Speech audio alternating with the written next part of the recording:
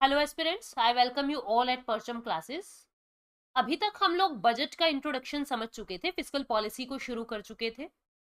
हमने समझा था एक अच्छी फिस्कल पॉलिसी क्या क्या कर सकती। आज के सेशन में हम लोग बजट का क्लासिफिकेशन देखेंगे कि किस तरह से जो बजट है वो क्लासिफाई किया जाता है। बहुत आसान है और बिल्कुल लेमन टर्म्स में इनको समझेंगे। ठीक है, अब इसको हम घर की सिचुएशन से जोड़ के देखते हैं। हम अपनी दैनिक लाइफ से, यानी कि डेली लाइफ जो है हमारी, उससे जोड़ के हम इन चीजों को देखते हैं। ठीक है, समझना। देखो, घर में हम क्या करते हैं, हम हमारे होम में क्या करते हैं। सपोज मेरी salary 50K rupees per month है। ठीक है, पर मंथ है, तो मैं मेरा एक्सपेंडिचर इसी हिसाब से करूंगी। मेरी सैलरी कितनी है, सैलरी जितनी है उसी हिसाब से मुझे खर्चा करना है। यानी मैं क्या करूं, मैं अपने एक रजिस्टर बनाऊं। घर में एक रजिस्टर बनाया मैंने, एक नोटबुक बनाई, जिसमें एक तरफ मैंने मेरे सारी कमाई लिख ली कि मैं अर्न क्या क्या कर रही हूं, और एक तरफ सारा एक्सपेंडिचर लिख लिया कि मेरा खर्चा कहाँ कहाँ हो रहा है। और फिर अगर मैं सेव करना चाहती हूं तो मैं कोशिश करूंगी या तो मेरे एक्सपेंडिचर को मैं रिड्यूस कर दूं, या मैं मेरी अर्निंग को इंक्रीज कर दूं। जब तक मैं ये चीजें नोट नहीं करूंगी तब तक मुझे पता ही नहीं लगेगा कि मुझे करना क्या है, मेरा उद्देश्य क्या है, मेरा मोटो क्या है, मैं कैसे बजट बनाऊं, कैसे अपने घर के अंदर सेविंग्स को इंप्रूव करूं। ऐसे ही इंडियन गवर्नमेंट क्या करती है, अपनी जो बजट होता है उसको दो तरीके से नोट करती है। बजट को दो तरीके से नोट करती है। एक तरफ लिख लेती है सारी अर्निंग, एक तरफ लिख लेती है सारी इनकम। इनकम कह दो, अर्निंग कह दो, या इकोनॉमी की साइंस में इसको कहते हैं रिसिप्ट। क्या कहा जाता है, रिसिप्ट। और एक तरफ सारे एक्सपेंडिचर इंडियन गवर्नमेंट लिख लेती है। ठीक है, इसको कहते हैं स्पेंडिंग या एक्सपेंडिचर, जो आप कह दो खर्चा सारा। ठीक है, अब गवर्नमेंट देखती है कि हम ये पैसा कहां से ला रहे हैं। गवर्नमेंट देखेगी कि हम ये पैसा दो तरीके से पैसे को लाते हैं। एक को कहते हैं रेवेन्यू रिसिप्ट। भाई, एक तो ऐसा पैसा है जो होता ही रहता है, जो कमाई होती ही रहती है, रेवेन्यू रिसिप्ट। और एक रिसिप्ट इन्होंने क्लासिफाई कर दी कैपिटल रिसिप्ट, यानी रिसिप्ट के अंदर भी इन्होंने दो कॉलम बना दिए अलग अलग, रेवेन्यू रिसिप्ट और कैपिटल रिसिप्ट। ऐसे ही इंडियन गवर्नमेंट ने दो कॉलम बना दिए, किस चीज के, एक्सपेंडिचर के। एक को कहा रेवेन्यू एक्सपेंडिचर, राजस्व खर्चा, और एक को कहा कैपिटल एक्सपेंडिचर, यानी पूंजी खर्चा। पूंजी प्राप्ति और राजस्व प्राप्ति, ऐसे ही राजस्व खर्चा और पूंजी खर्चा। इस तरीके से रेवेन्यू एक्सपेंडिचर से ये बजट्स जो है वो बांट दिए गए। पहले प्लैंड और नॉन प्लैंड एक्सपेंडिचर में बढ़ता था, अब वो वाला क्लासिफिकेशन खत्म करके ये रेवेन्यू और कैपिटल की तरह बांटने लग जाते हैं। अब तुम यूं देखो, जो ये रेवेन्यू है, इस शब्द का मतलब क्या है, रेवेन्यू का मतलब क्या होता है, चाहे वो एक्सपेंडिचर हो चाहे वो रिसिप्ट हो, रेवेन्यू का मतलब होता है जल्दी जल्दी, इन शॉर्ट टर्म। जल्दी जल्दी कोई काम हो तो उसको कहते हैं रेवेन्यू। आज मेरी कमाई हुई, शाम को फिर हो गई, रात को फिर हो गई, सुबह फिर हो गई, फिर हो गई, मतलब जल्दी जल्दी जो पैसा आ रहा है, रेवेन्यू है नेचर में। दूसरा, इसकी पहचान क्या होती है, रेवेन्यू शब्द की मतलब क्या होता है, जो रेवेन्यू रिसिप्ट होगी आपकी, उसमें गवर्नमेंट को कुछ भी लॉस नहीं होगा, कुछ भी लॉस नहीं होगा। और तीसरा, जो पैसा आया है सरकार के पास, वो पैसा वो वापस नहीं देंगे, वो पैसा वो वापस नहीं देंगे। तीन चीजें, तीन पहचान इसके अंदर है।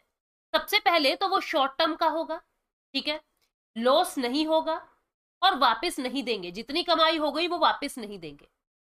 ऐसे ही यहां पे रेवेन्यू एक्सपेंडिचर क्या होगा, जो भी खर्चा होगा वो शॉर्ट टर्म में होगा, रोज हो रहा है, हर महीने हो रहा है वो खर्चा, शॉर्ट टर्म में होगा, जल्दी जल्दी होगा वो खर्च। यहाँ लॉस नहीं हो रहा। खर्चा हम क्यों करते हैं, कुछ फायदा कमाने के लिए खर्चा करते हैं, है ना। खर्चा हम कुछ फायदा कमाने के लिए करते हैं। तो ये रेवेन्यू एक्सपेंडिचर ऐसा है जहां पे फायदा नहीं होगा, जहां पे प्रॉफिट नहीं होगा, कोई भी प्रॉफिट नहीं हो रहा है, कुछ भी बेनिफिट नहीं हो रहा है, इस रेवेन्यू एक्सपेंडिचर का कुछ भी प्रॉफिट नहीं हो रहा है लॉन्ग टर्म में। ठीक है, तीसरा, ये दो पहचान इस रेवेन्यू एक्सपेंडिचर की है, यहां लॉस नहीं होगा, यहां फायदा नहीं होगा, दोनों ही शॉर्ट टर्म का है। अब सरकार कहती है कि भाई हम तो टैक्स भी लेते हैं और हम तो चालान भी काटते हैं, स्कूटी के, बाइक के, गाड़ी के, लेकिन चालान तो टैक्स नहीं है। तो सरकार ने क्या किया, इस रेवेन्यू रिसिप्ट के दो अलग कॉलम फिर बना दिए। एक को कहा टैक्स, एक को कहा नॉन टैक्स, गैर कर। यानी एक टैक्स कौन सा, जैसे आप लेते हैं, आपने चॉकलेट खरीदी तो आपने जीएसटी पे किया, आपने शर्ट खरीदी, आपने जीएसटी पे किया, आपने शूज खरीदे, आपने जीएसटी पे किया, और ये जो पैसा मिल रहा है गवर्नमेंट को कोई लॉस नहीं है, और गवर्नमेंट आपका पैसा वापस भी नहीं देगी, बिकॉज आप अगर चॉकलेट खा चुके, शर्ट को पहन चुके, और आप अगर गवर्नमेंट में जाके फिर कहते हो कि लो हमारा जीएसटी दे दो, तो आपको वापस नहीं मिलेगा आपका टैक्स। और जीएसटी आप खुद सोच के देखो, गुड्स एंड सर्विसेज टैक्स, एक मिनट में कितनी चॉकलेट्स बिकती होंगी ऑल ओवर इंडिया में, कितने शर्ट, कितने शूज बिक रहे होंगे ऑल ओवर इंडिया में, यानी शॉर्ट टर्म में सरकार को कमाई मिल रही है। तो हमने क्या किया, टैक्स को और नॉन टैक्स को दो तरीके से क्लासिफाई कर दिया। आपको क्या बात याद रखनी है कि बजट को दो पार्ट्स में बांटते हैं, एक तरफ सारी कमाई जोड़ देते हैं, एक तरफ सारा खर्चा देख लेते हैं। अब जो इनकम होती है, जो रिसीट होती है, वो दो तरीके की होती है, रेवेन्यू रिसिप्ट होती है और कैपिटल रिसिप्ट होती है, राजस्व प्राप्ति होती है और पूंजी प्राप्ति होती है। अब जो ये रेवेन्यू रिसिप्ट होता है, ये दो तरीके का होता है, एक होता है टैक्स, एक होता है नॉन टैक्स। टैक्स भी शॉर्ट टर्म में है और नॉन टैक्स भी शॉर्ट टर्म में है।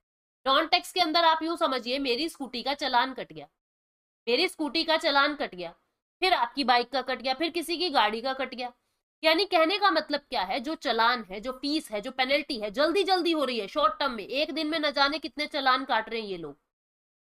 शॉर्ट टर्म की कमाई है तो लिखना तो हमें रेवेन्यू में ही पड़ेगा, लेकिन चालान कोई टैक्स नहीं है, इसलिए हमने दो अलग कैटेगरी बना दी, एक टैक्स एक नॉन टैक्स। ठीक है, अब जो ये टैक्स की बातें हैं ये तो हम पढ़ेंगे बाद में, क्योंकि जीएसटी आने की वजह से पूरा रायता फैल गया है इस टैक्स वाली सीरीज में। तो नॉन टैक्स रेवेन्यू रिसिप्ट को पहले हम समझेंगे, एक एक करके सारी बातें जाननी है। सबसे पहले तो हम देखेंगे कि जो बजट होता है उसको दो भागों में बांट दिया, एक तरफ रिसिप्ट, एक तरफ एक्सपेंडिचर। ठीक है, फिर रिसिप्ट दो तरीके से, एक को कहा रेवेन्यू रिसिप्ट, एक को कहा कैपिटल रिसिप्ट। रेवेन्यू रिसिप्ट की मैंने क्या पहचान बताई, पहली पहचान की जो रेवेन्यू रिसिप्ट है वो शॉर्ट टर्म में होगा, वो शॉर्ट टर्म में होगा, जल्दी जल्दी होगी ये कमाई। दूसरी पहचान, सरकार को कुछ भी लॉस नहीं होगा इस कमाई से। और तीसरी पहचान क्या है इसकी, कि सरकार के पास जो आ गया वो पैसा वो वापस नहीं देंगे, वो पैसा वो वापस नहीं देंगे। ठीक है, जो आ गया, अब मान लीजिए मेरी स्कूटी का चालान कट गया, मैं रात को मैं मतलब किसी दिन मैंने हेलमेट नहीं लगाया था और मेरा चालान कट गया, 2 घंटे के बाद मैं 4 हेलमेट सिर पे ओढ़ के चली गई, एक के ऊपर एक के ऊपर एक, और पुलिस वाले को जाके कहूं कि अंकल ये मैं 4 हेलमेट ले आई हूं, मेरा पैसा वापस दे दो, वो देंगे क्या? कहेंगे बेटा लाए हो तो ओढ़ लो, जो पैसा कट गया वो तो कट गया, वापस तो नहीं देंगे, है ना। तो जो पैसा वापस नहीं देना है भारत सरकार को, वो रेवेन्यू रिसिप्ट में आता है। सरकार को कोई भी लॉस नहीं है क्योंकि वापस तो कुछ देना नहीं, और शॉर्ट टर्म में ये कमाई होती रहती। अब तुम खुद समझो, सरकार को लॉस नहीं है, सरकार को लॉस नहीं है, इसका मतलब सरकार ने अपनी कोई एसेट नहीं बेची है, गवर्नमेंट ने अपना कोई मकान वकान, कोई पूंजी वूंजी कुछ नहीं बेचा है, गवर्नमेंट ने कुछ भी नहीं बेचा है। और कोई पैसा वापस नहीं देना, इसका मतलब क्या हुआ कि हमने किसी से कर्जा नहीं लिया, हमने किसी से लोन नहीं लिया। अगर लोन लिया होता तो हमें वापस देना पड़ता। मैं क्या कह रही हूं, ये जो मनी होता है ये वापस नहीं देना, इसका मतलब हमने किसी से लोन नहीं लिया इस कमाई के लिए, और ना ही हमने कोई मकान वकान बेचा है, ना ही हमने कोई अपना एसेट का लॉस किया है। यानी रेवेन्यू रिसिप्ट की किताबों में पहचान क्या मिलेगी, ये तो मेरी लैंग्वेज में आप लोग देख रहे हैं कि लॉस नहीं होगा और पैसा वापस नहीं देना, लेकिन बुक्स में आपको क्या मिलेगा कि नाइदर डिक्रीज इन एसेट, यानी लॉस नहीं होगा, यानी एसेट में डिक्रीज नहीं होगा, नोर इंक्रीज इन लायबिलिटी, यानी कर्जा भी हमारा नहीं बढ़ रहा, हमने कर्जा लेके ये कमाई नहीं की है, क्योंकि हमें पैसा वापस नहीं देना ये वाला, इट मीन्स हमने कर्जा नहीं लिया, किसी से लोन नहीं लिया, उधार नहीं लिया। यानी इसकी पहचान क्या है, ना तो इसमें एसेट डिक्रीज होगा, ना ही इससे कर्जा बढ़ रहा, ये हमारी प्योर कमाई है जो हमारी बिना टेंशन के बढ़ती रहती। टैक्स को बाद में देखेंगे, पहले नॉन टैक्स को समझते हैं। इसके दो भाग बना दिए हमने, टैक्स और नॉन टैक्स। नॉन टैक्स में सबसे पहला शब्द क्या है, पेनल्टी, या मैं कह दूं फाइन। मान लो मैंने नो पार्किंग में गाड़ी लगा दी, मैंने क्या किया, मैंने नो पार्किंग में गाड़ी लगा दी। अब ना जाने एक दिन में कितने नो पार्किंग में गाड़ियां लगती होंगी, तो मुझ पे फीस लग गई, मुझ पे फाइन लग गया। अब मैं वहां से गाड़ी हटा भी लूं तो ऐसा नहीं है पैसा वापस मिल जाए, शॉर्ट टर्म का है, ठीक है, वापस नहीं मिलेगा। और गवर्नमेंट का क्या गया, कुछ भी नहीं। अगर फाइन लगा तो मुझ पे लगा, गवर्नमेंट का तो सिर्फ कमाई हुई है। तो पेनल्टी यानी चालान कटना या फाइन होना, ये सब नॉन टैक्स रेवेन्यू रिसिप्ट का हिस्सा है। रेवेन्यू रिसिप्ट क्यों कह रहे हैं, क्योंकि शॉर्ट टर्म का है, लॉस नहीं कर रहा है, कोई लोन नहीं है, ये वापस नहीं देना है, इसलिए तो हम रेवेन्यू कह रहे हैं। नॉन टैक्स क्यों कह रहे हैं? क्योंकि ये टैक्स का रूप नहीं है, ये टैक्स थोड़ा ना होता है, फाइन लगना, पेनल्टी कटना, चालान कटना, ये फाइन थोड़ा ना होता है। ठीक है, इसमें दूसरा टर्म है पीएसयू प्रॉफिट। दूसरा टर्म क्या है? PSU profit. इट मीन्स ये क्या कह रहा है, समझिए इस चीज। पीएसयू प्रॉफिट क्या होता है? पीएसयू का पूरा नाम होता है पब्लिक सेक्टर अंडरटेकिंग। क्या होता है? Public sector undertaking. हमें नहीं पता कि पब्लिक सेक्टर अंडरटेकिंग क्या होता है, तो पहले वो समझ लेते हैं। पब्लिक सेक्टर अंडरटेकिंग क्या होती है? ऐसी कंपनीज होती है जिसमें 50% से ज्यादा शेयर 50% से ज्यादा शेयर गवर्नमेंट ऑफ इंडिया के होते हैं। 50% से ज्यादा शेयर गवर्नमेंट ऑफ इंडिया के होते हैं, उनको कहते हैं पब्लिक सेक्टर अंडरटेकिंग, पीएसयू। जैसे Bharat heavy electronic limited, steel authority India limited, Indian oil corporation limited, ये सब कैसी कंपनीज हैं? ये सब पीएसयू है, पब्लिक सेक्टर अंडरटेकिंग है, जिसमें गेट का एग्जाम देके आप लोग जाते हैं। 51% से ज्यादा शेयर इनमें गवर्नमेंट ऑफ इंडिया के हैं, इसलिए इनको पीएसयू कहते हैं। अब यहां से जितना भी प्रॉफिट, मतलब ये सरकारी दुकानें हो गई, गवर्नमेंट की शॉप हो गई, ऐसा समझ के चलिए आप। यहां से जितना भी प्रॉफिट सरकार को मिलता है, वो प्रॉफिट वापस नहीं देना गवर्नमेंट को। ये उनकी शॉप्स का प्रॉफिट है, ये उनकी कंपनीज का प्रॉफिट है, और रोज हो रहा है प्रॉफिट, शॉर्ट टर्म में हो रहा है, और कोई लॉस अपने को देके नहीं जा रहा वो प्रॉफिट वाली अमाउंट। तो पीएसयू का प्रॉफिट भी हम लोगों ने नॉन टैक्स रेवेन्यू रिसिप्ट में ले लिया।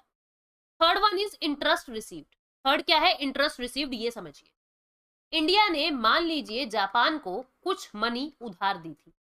इंडिया ने जापान को $1000 जो है वो उधार दिया था, बोरो दिया था।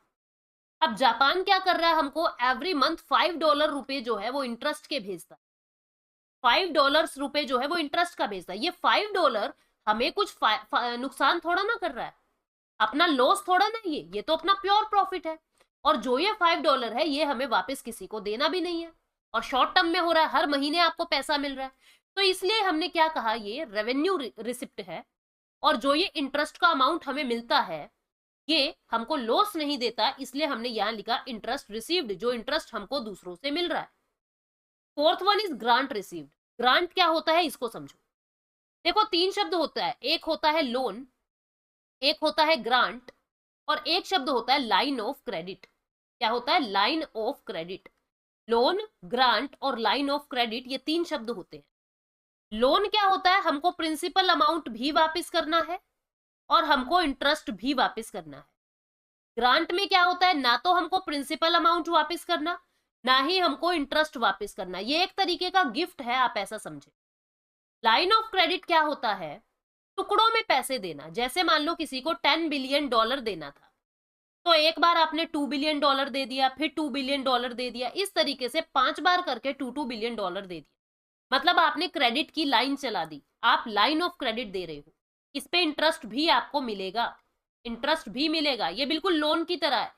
लेकिन लोन में सारा अमाउंट एक बार में दे दिया जाता है, लाइन ऑफ क्रेडिट में रुपया तोड़ तोड़ के दिया जाता है। मैंने कहा है, यहाँ पे लिखा हुआ है ग्रांट रिसीव्ड।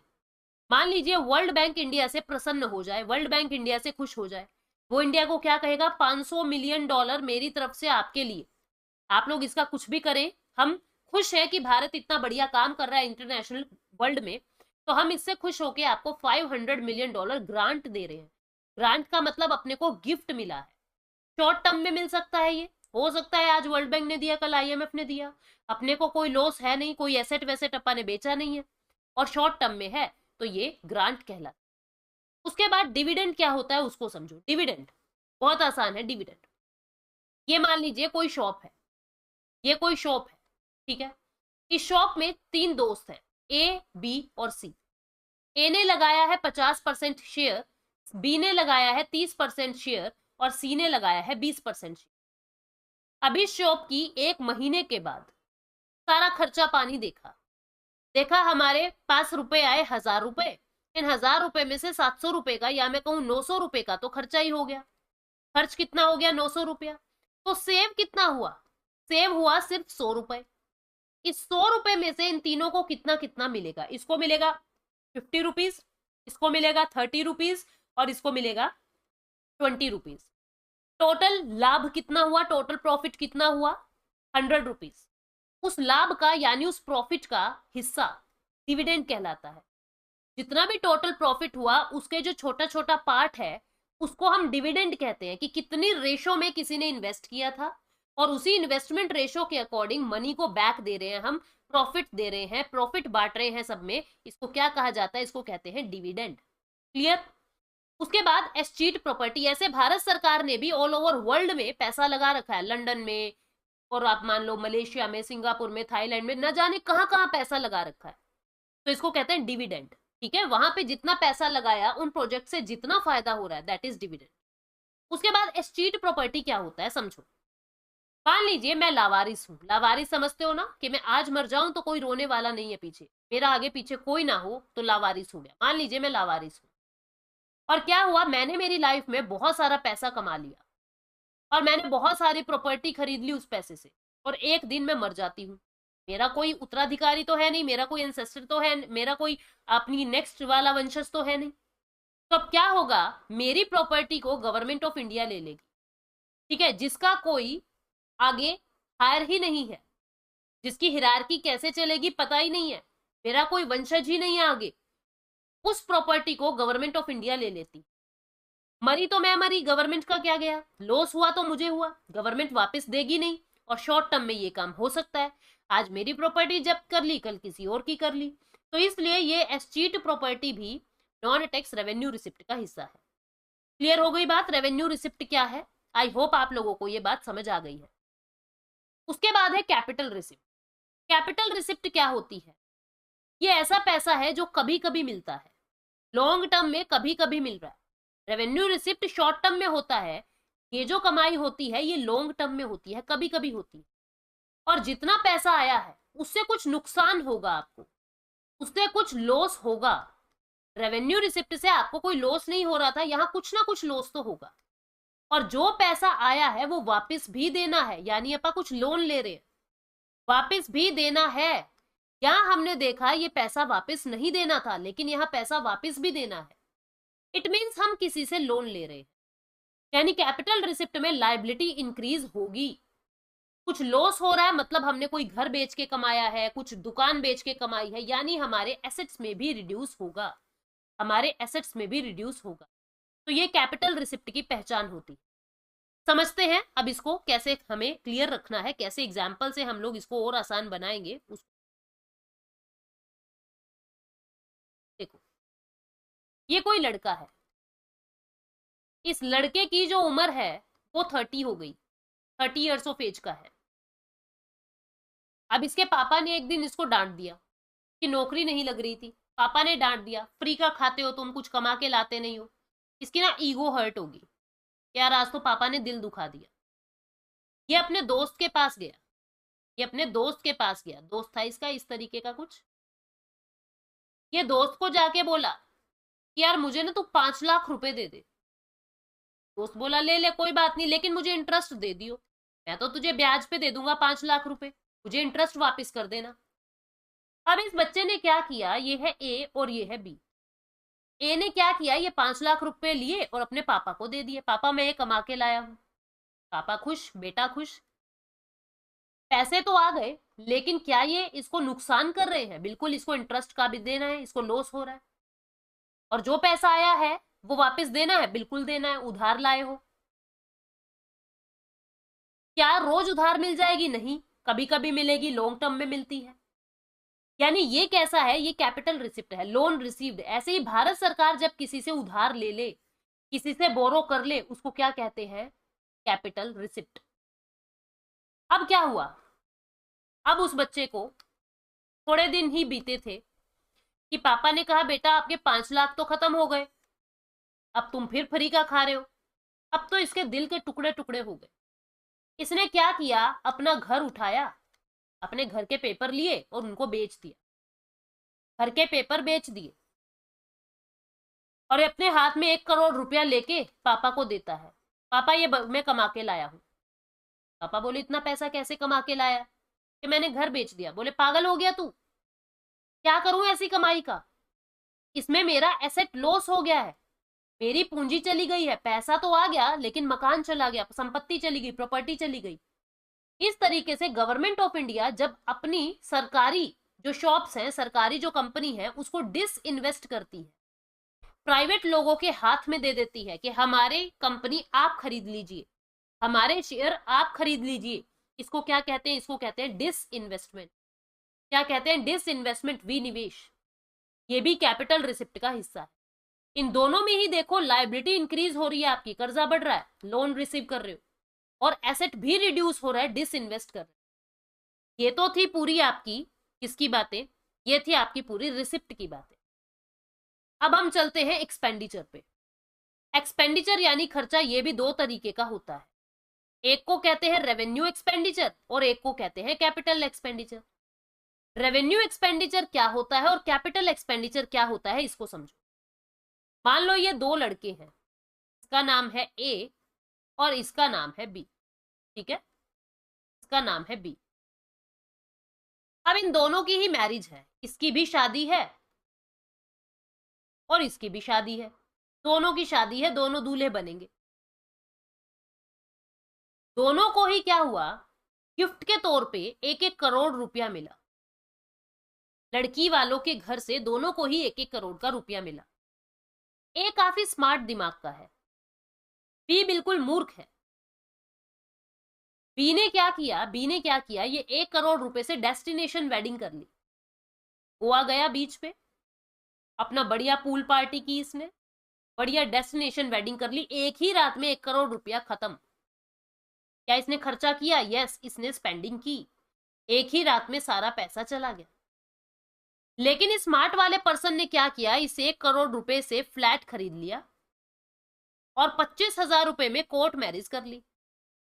शादी तो इसकी भी हो गई, शादी उसकी भी हुई है, लेकिन इसने इस 1 करोड़ रुपए का फ्लैट खरीद लिया। अब ये फ्लैट इसको लॉन्ग टर्म में लाभ दे रहा है, लॉन्ग टर्म में प्रॉफिट दे रहा है, रेंट भी बढ़ रहा है, जमीन के दाम भी बढ़ रहे हैं। यानी ए ने भी खर्चा किया, बी ने भी खर्चा किया। बी का जो खर्चा है वो एक बार में खत्म, एक बार में फिनिश, लॉन्ग टर्म तक कोई प्रॉफिट नहीं हो रहा। ऐसे खर्चे को रेवेन्यू खर्चा कहेंगे, रेवेन्यू एक्सपेंडिचर कहेंगे, जिसमें लॉन्ग टर्म में कुछ भी फायदा ना हो, उसको रेवेन्यू एक्सपेंडिचर कहेंगे।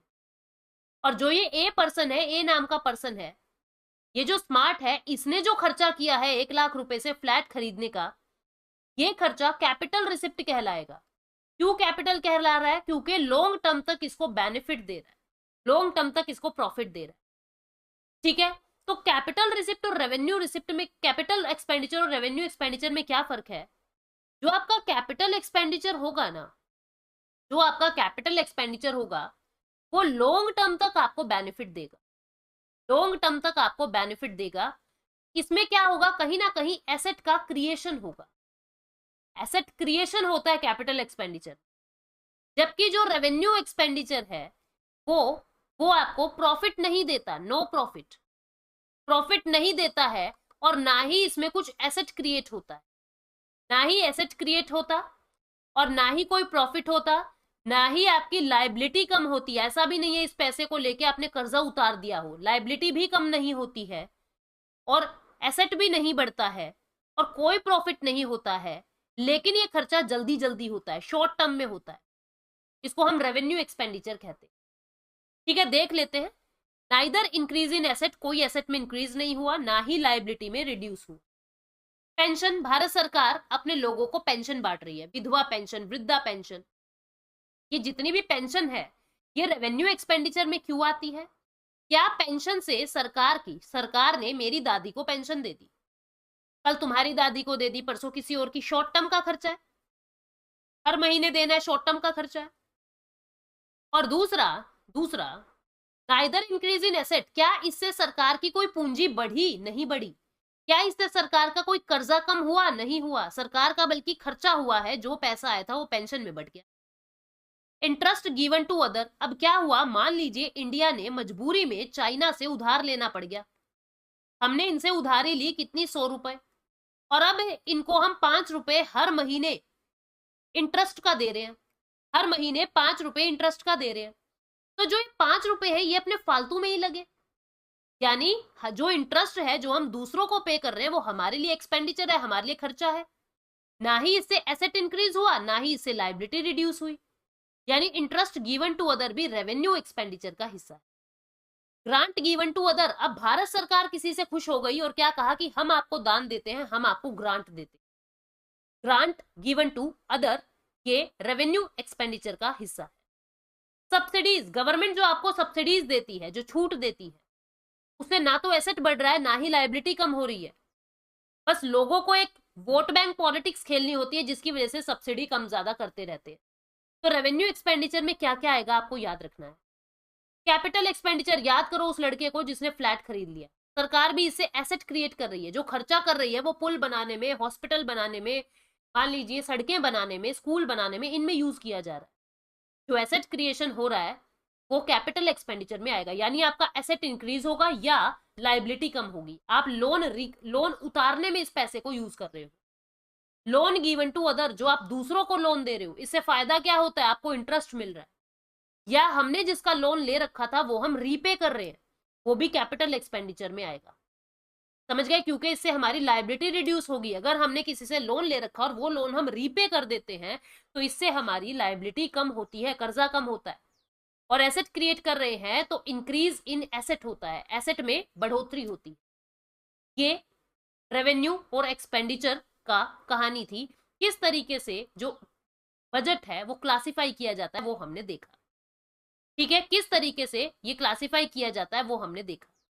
कुछ क्वेश्चंस देख लेते हैं, उसके बाद जो टाइप्स ऑफ डेफिसिट हैं वो हम नेक्स्ट सेशन में करेंगे, ताकि आपको ये कंसेप्ट जो है मिक्स ना हो और आपको ये क्लैरिटी से समझ आ जाए। ठीक है, समझ गए बात को। या हम टाइप्स ऑफ डेफिसिट अभी करें या बाद में करें, हम बाद में ही करते हैं टाइप्स ऑफ डेफिसिट, ये उम्मीद करके कि आप लोग इसको रिवाइज करेंगे और उसके बाद टाइप्स ऑफ डेफिसिट आपको और अच्छे से समझ आ जाएंगे। पहला क्वेश्चन एमसीक्यू का, द वर्ड बजट, जो बजट वर्ड है वो कॉन्स्टिट्यूशन में कहां मेंशन है? आर्टिकल 266, 112, 265 या नन? आप में से बहुत सारे बच्चे आर्टिकल 112 लगाएंगे, लेकिन ये गलत है। क्यों गलत है? आर्टिकल 112 में बजट शब्द कहीं पर भी लिखा ही हुआ नहीं है। आर्टिकल 112 में बजट की जगह एनुअल फाइनेंशियल स्टेटमेंट लिखी है। क्या लिखी है? एनुअल फाइनेंशियल स्टेटमेंट लिखी हुई है बजट में।